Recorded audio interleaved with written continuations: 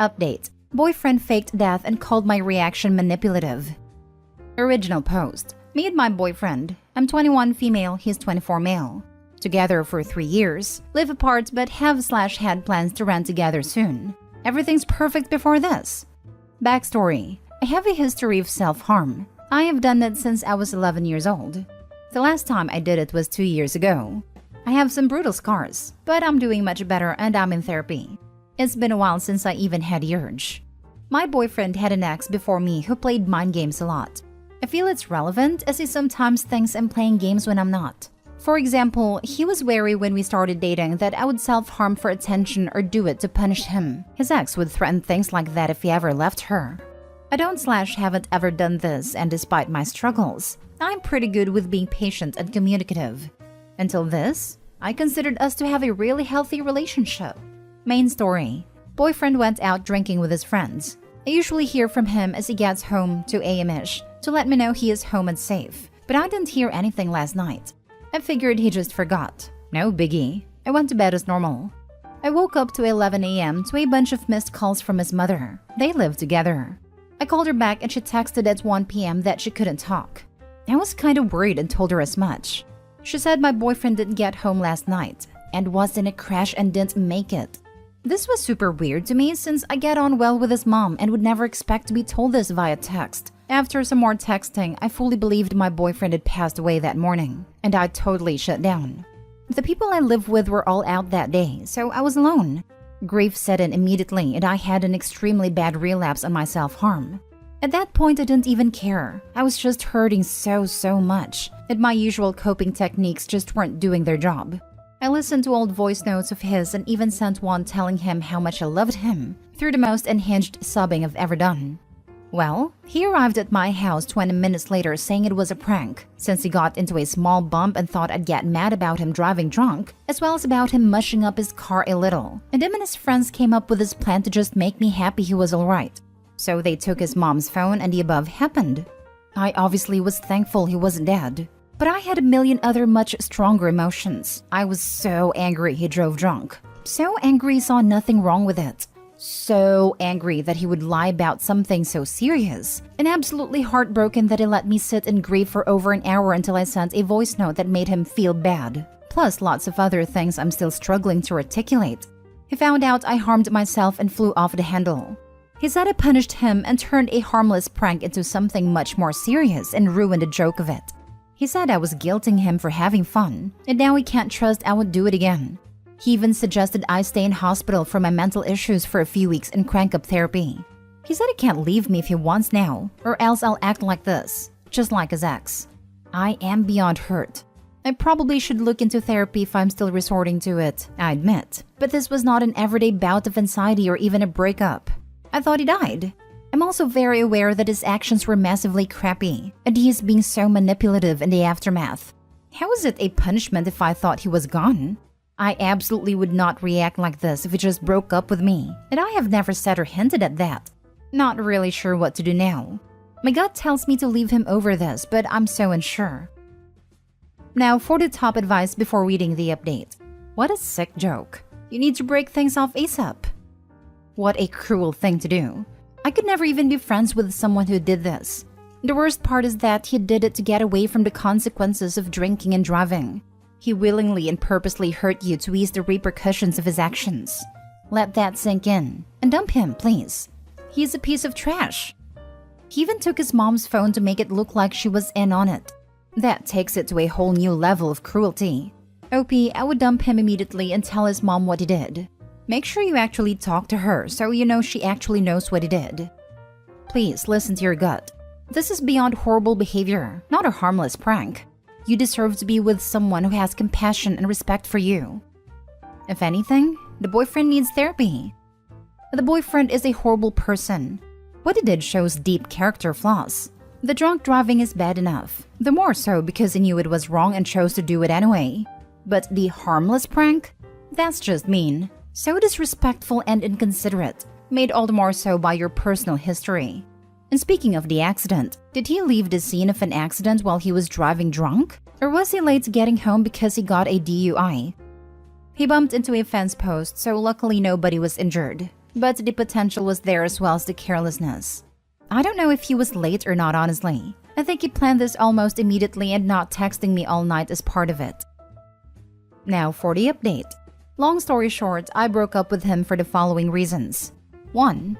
Drunk driving, endangering himself and others. 2. Took his mother's phone and made me think it was her. Deception.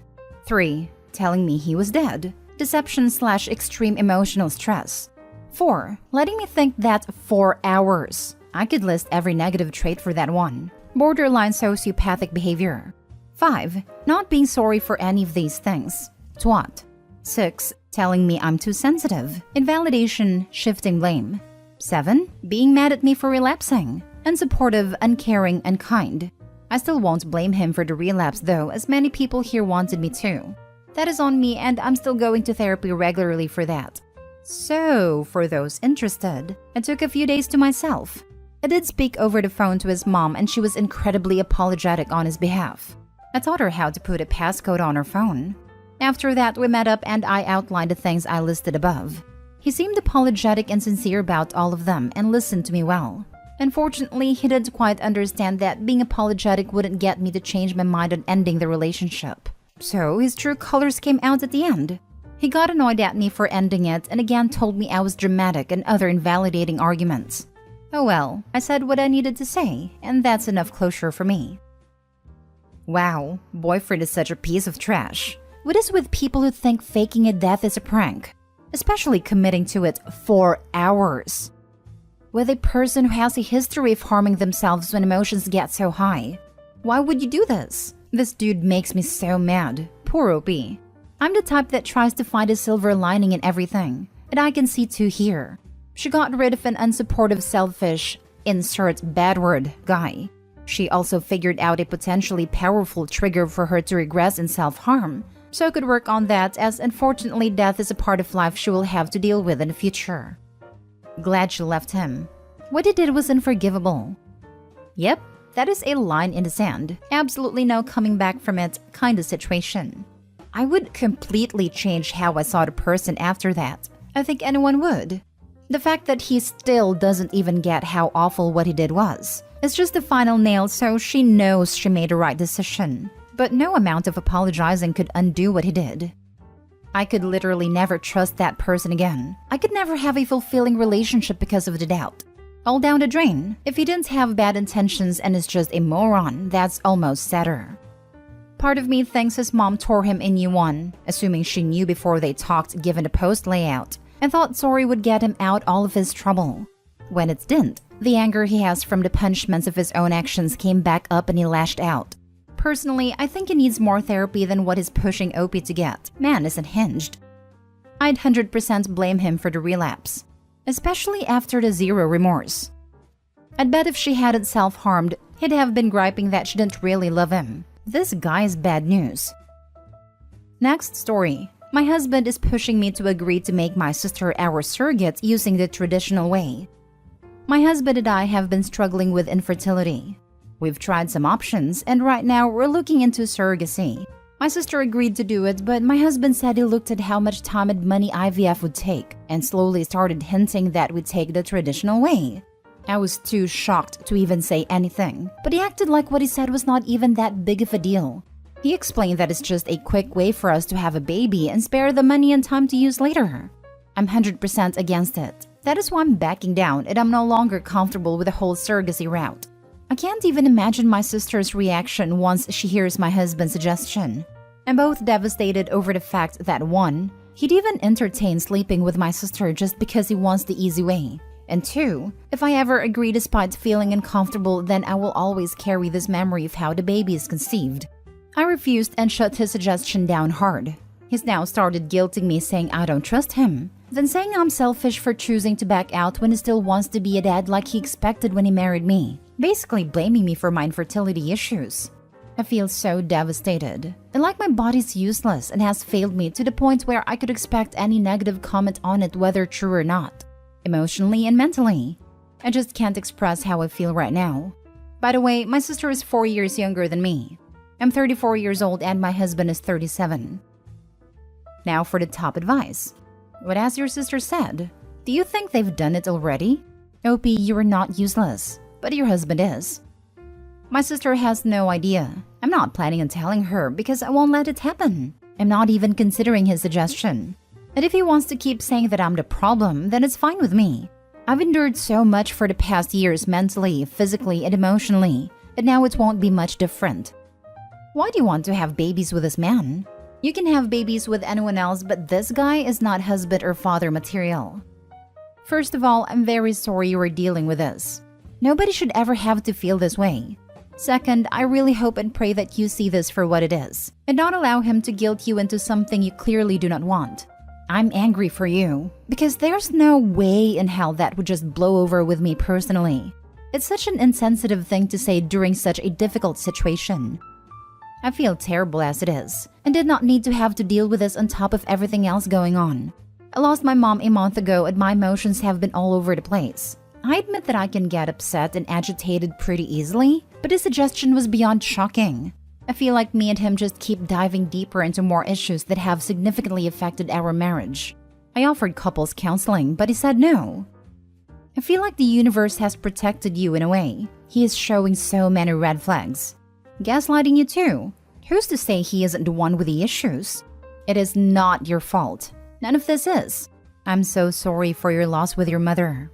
I wish you the very best ahead in life, whatever you choose to do. Now for the last story. My boyfriend expects me to do majority of the housework even though I work double his hours. How do I resolve this without an argument? Background. I'm 30 female, he's 38 male. We've been together for 7 years and have lived together for 2. Throughout the 7 years we've been together, I have consistently worked full-time. He, on the other hand, is on and off with work and hasn't lasted for longer than 4 months in a job. I would say in total, he's worked perhaps 1.5 years in our relationship. The house we live in is his. It has no mortgage as his dad paid it all. We split the bills, but I would say in total I have contributed more financially if we are including socializing, holidays, groceries. One thing he has always done while being unemployed is cook for us almost daily, once a day as we do 1 meal a day, and take the trash out. He also did laundry once a week. I did dishes, bathroom, and other stuff. To be fair, it's a relatively small house, and just the 2 of us, so there's not a massive amount to do. I was really happy with this arrangement because having healthy food cooked every day took a massive mental load from my mind. I had no complaints. The issue is 6 weeks ago, he got a part-time job, 20 hours a week. And now we do the cooking 5 out of 7 days a week, plus all of the rest of the housework. The only thing he does is take the bins out once a week and do laundry once a week. I feel like on top of working full-time, it is a lot for me to do alone. The worst part is he will always pick at small, minor things I've forgotten to do or haven't done to his liking. As an example, I cleaned the whole bathroom until it was sparkling and the only thing he said after he saw it was, "You left the soap dish on the wrong side of the bath." This really hurts my feelings as I feel like I'm doing a lot for nothing. No praise, no recognition that I do all of this on top of working double his hours.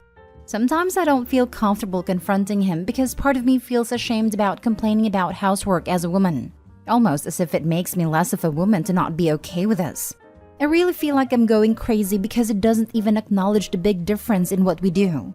What's scary is, we actually have the same dynamic as my parents. My mom did all of the housework and paid all of the bills, while my dad was in and out of work his whole life. I don't want that life. Can someone advise on how I can navigate this without starting an argument? It always becomes an argument. I found this comment you wrote not too long ago. Currently in a draining relationship and having to manage his emotions like he's a toddler. I'm working, paying for majority of stuff and he can't keep a job because he's lazy and impulsive. I felt your comment so hard. Was thriving when I was single. So the housework is just the tip of the iceberg. What exactly keeps you with this loser besides inertia? He brings nothing to the table. He brings free rent. Can't see much else. So it's simply a math issue of if it's better for OP to move out, pay rent and be chore happy. Or stay put as the free housing is worth more than the extra chores. I expect she is in the same predicament as many people living in this manner, where she may not be able to cover a place like this on their own salary. If she can, she should be off this forum and packing her stuff. I expect her feet are financially glued to the place, if you get my drift. This might make me sound stupid, but I'm actually not financially glued to him. My mom lives down the road and my room is waiting for me.